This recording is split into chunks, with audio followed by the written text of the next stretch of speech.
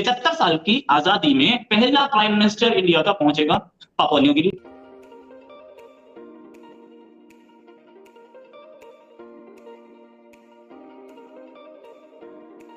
भारतीय परंपरा के तहत वहां के जो राष्ट्राध्यक्ष हैं उन्होंने पांव छूकर उन्हें प्रणाम किया। Exactly is happening, what India is trying to do, क्या करना क्या चाह रहा है इंडिया?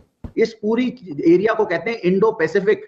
इंडो जो है वो इंडिया है, पैसिफिक पूरा इलाका है पैसिफिक का। तो एकमात्र ऐसी कंट्री है जहां की ये आप समझ लीजिए उसका नाम पूरे रीजन के ऊपर एक छाप छोड़ता है।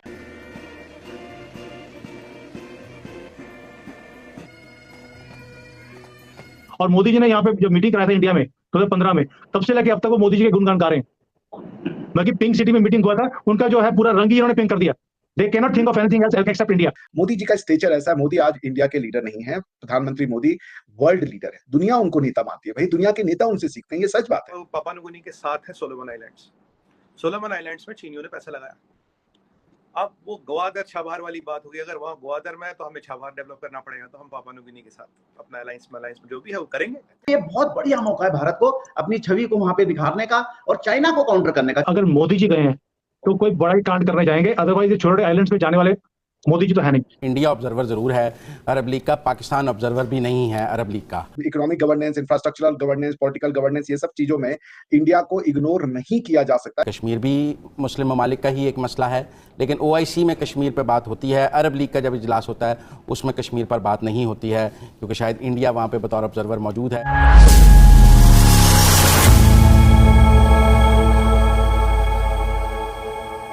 नमस्कार दोस्तों, प्रधानमंत्री नरेंद्र मोदी जापान के बाद पापुआ न्यू गिनी पहुंचे। पापुआ न्यू गिनी के प्राइम मिनिस्टर जेम्स मारापे ने एयरपोर्ट पर PM मोदी का पैर छुए और उनका आशीर्वाद लिया।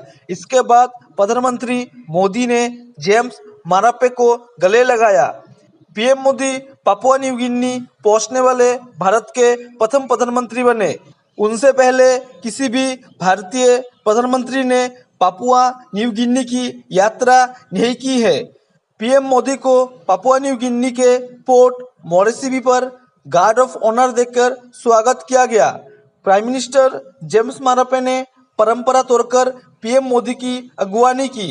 इस देश में सूर्यास्त के बाद किसी भी विदेशी मेहमान का राष्ट्रीय सम्मान के साथ स्वागत नहीं किया जाता है।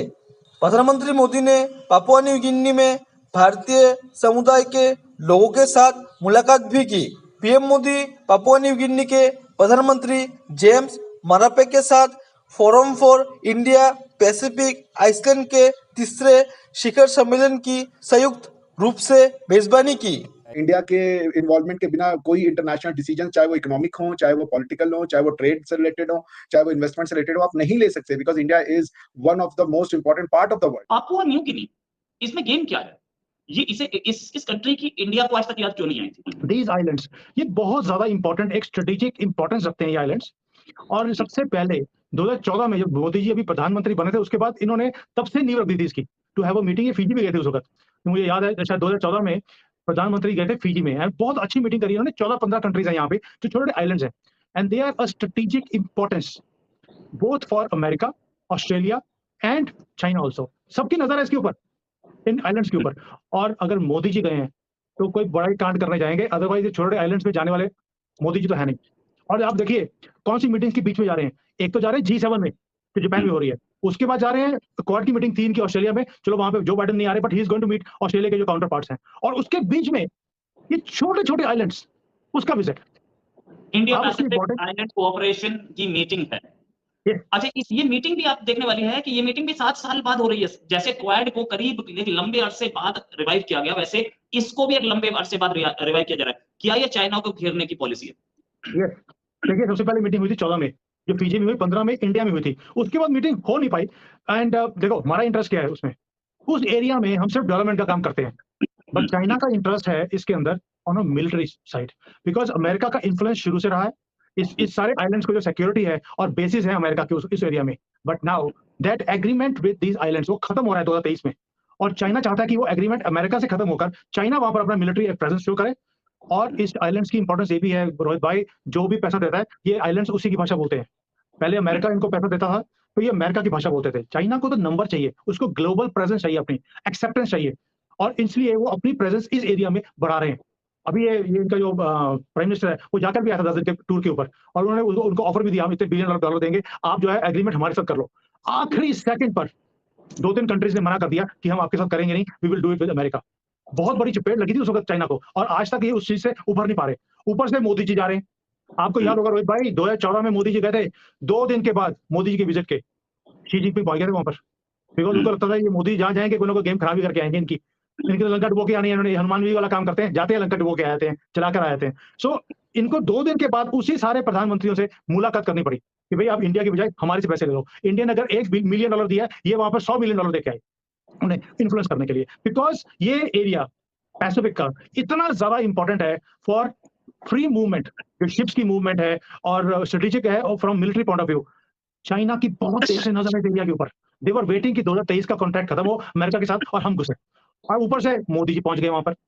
जो बाइडेन ने बोला भैया मेरे तो बस की बात नहीं है, तुम ही कर लो, क्योंकि दीज कंट्रीज दे ट्रस्ट, इनका ट्रस्ट चाइना के साथ नहीं है, बट इंडिया के साथ ट्रस्ट है। वो अमेरिका को भी इतना ट्रस्ट नहीं करते जितना मोदी जी को करते हैं। और मोदी जी ने यहाँ पे जब मीटिंग कराया था इंडिया में 2015 में, तब से लेके अब तक वो मोदी जी के गुणगान गा रहे हैं।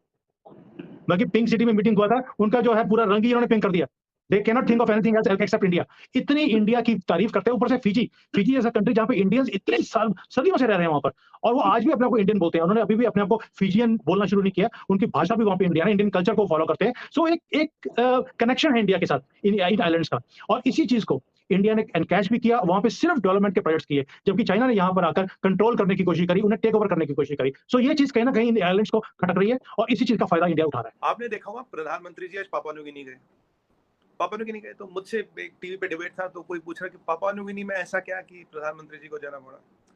मैंने कहा देखो भैया, ये जो आपके 14 देखिए पापुआ न्यू गिनी के साथ है सोलोमन आइलैंड्स।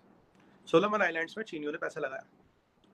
अब वो ग्वादर छाबार वाली बात होगी, अगर वहाँ ग्वादर में है तो हमें छाबार डेवलप करना पड़ेगा, तो हम पापुआ न्यू गिनी के साथ अपना अलायंस में जो भी है वो करेंगे। आपने एक और बात देखी होगी, पापुआ न्यू गिनी ने चाइना का इन्वेस्टमेंट लेने से मना कर दिया। अगर चाइना का वो कहते हैं ना स्ट्रिंग ऑफ पर्ल्स है, तो हमारा नेकलेस ऑफ डायमंड्स है। अगर आप पापुआ न्यू गिनी को स्टडी करें, 3 स्टेट्स निकलती है वहां से। एक तो भी मलाका स्टेट है, आप चांगी पे और सवांग पे हो। 2 स्टेट्स और निकलती है, सांद्रा और लंबोक, जो लोग काफी नहीं जानते। They are not good for cargo to pass through, but military ships can pass through. So if you get access to Papua New Guinea port, you can block all the 3 states of China. So ना cargo हिलेगा ना military हिलेगी। और उसी दौरान वहाँ 14 ये जो island Nations हैं, इनका एक सम्मेलन हो रहा है, मतलब एक मीटिंग हो रही है, उसको प्रधानमंत्री जी एड्रेस करेंगे। तो चीमा साहब अब कहने को तो पापुआ न्यू गिनी जैसे देश में कुछ भी नहीं है, पर ये मैंने आपको एक एग्जांपल दी जो आज हो रहा है। When we are talking, right, what is the agenda, what is the bigger game plan, what is the bigger things what we are planning. तो अब कोई चाहता कि आप हमारे मिलिट्री अलायंस करो, पर हम किसी पे डिपेंड होकर कुछ नहीं कर रहे हैं। हमें जो चीजें करनी है अपने लेवल पे कर रहे हैं। इंडिया ऑब्जर्वर जरूर है अरब लीग का, पाकिस्तान ऑब्जर्वर भी नहीं है अरब लीग का। मैं देख रहा था कि इंडिया के पास ऑब्जर्वर का स्टेटस है अरब लीग में, कि वो बतौर ऑब्जर्वर उसमें शरीक होता है। पाकिस्तान को अरबों ने आज तक उसमें ऑब्जर्वर का स्टेटस भी नहीं दिया है। लेकिन कश्मीर का जिक्र नहीं है इस एलामिये में, हालांकि कश्मीर भी मुस्लिम ममालिक का ही एक मसला है, लेकिन OIC में कश्मीर पर बात होती है। अरब लीग का जब इजलास होता है उसमें कश्मीर पर बात नहीं होती है, क्योंकि शायद इंडिया वहाँ पे बतौर ऑब्जर्वर मौजूद है, इसलिए वहाँ कश्मीर का जिक्र नहीं है एलामिया में। लेकिन जो बशारतुल असद को बुलाया गया है 12 साल बाद, ये एक बड़ी डेवलपमेंट थी। और जब बशारतुल असद को और शाम को बुलाया गया, तो अमरीकी जो दफ्तर खारजा है, स्टेट डिपार्टमेंट है, उसने एक बयान जारी किया कि हमें इस पर बहुत तहफ़्फ़ुज़ात हैं, शाम में भी लड़ाई है, इस मौके पर बशारतुल असद की शाम की रुकनीत जो बहाल करना है, उस पर अमेरिका ने नाराज़गी का इजहार किया। जय हिंद दोस्तों, स्वागत है आपका आपके यूट्यूब चैनल जय हिंद पर। वीडियो को लाइक और चैनल को सब्सक्राइब जरूर करें, और हम आपके लिए पाकिस्तानी मीडिया के एक से बढ़कर एक लेटेस्ट वीडियो लाते रहेंगे।